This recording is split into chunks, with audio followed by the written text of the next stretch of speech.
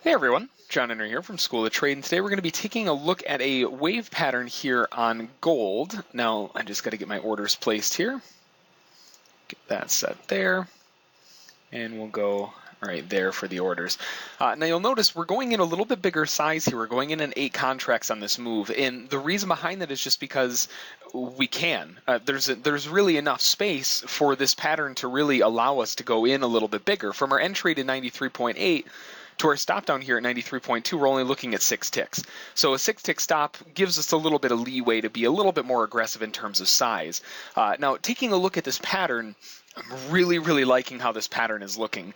First things first, we had this fake break of these highs up here, and then we immediately shot right back down again. From there, we actually came into our support area based on that fake break down here at 1293.0, and you can see just kind of looking right there, we bounced up first, so we knew that they were accumulating that area just by that little bounce there, and then they came back down into that location again, dug down for another entry, and then pulled back out. Now, whenever we're taking these, we're a little bit more conservative than just, blind buying here at 93.0. We're waiting for a little bit more of a pattern.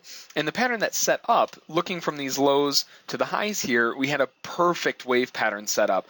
Now, we don't have the 1, 2, 3 reversal as of yet, but the one thing that I do really like is the fact that we broke above, and let me change that from blue here, make that chartreuse. We moved above the BMTs over here. And when we moved above those BMTs there, that gave us a lot of reason to say, we're still going to be shifting.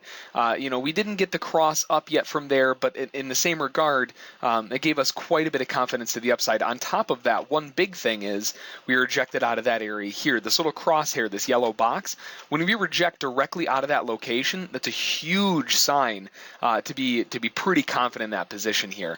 So we got our first target filled here. Let me add my entries on here, text and marker. So we were filled long here at 93.8, went 8 contracts long, took 6 contracts off at +5 here at 94.3. Now we're just looking for the final 2 contracts to get taken off here at 95.4, just ahead of this projection level up here. Now, this may take a little bit of time. We are in a faster time frame with the 2, but with the movement that we've been seeing here, it's been pretty kind of choppy. You can see, we make a new high, pull back, one more try for an ABC pattern, and then kind of teeter off again, and then make a new high and then come back. This is the first time that we've come down to the lows, and we failed and moved back to the upside again. So I'm probably going to think that, we're going to see a little bit of fluctuation before we see that next leg up. Now that we're on a 1, 2, 3 wave, you could be looking for an addition to this trade where you'd be looking to enter in, currently you'd be looking to enter in long around 94.2 or so to the upside there. But we'll give this a little bit of time to work out and see if we can get that final target filled there. Again, we took 6 off at the first 5 ticks, so 5 times 6. We've got 30 ticks locked in the bank already.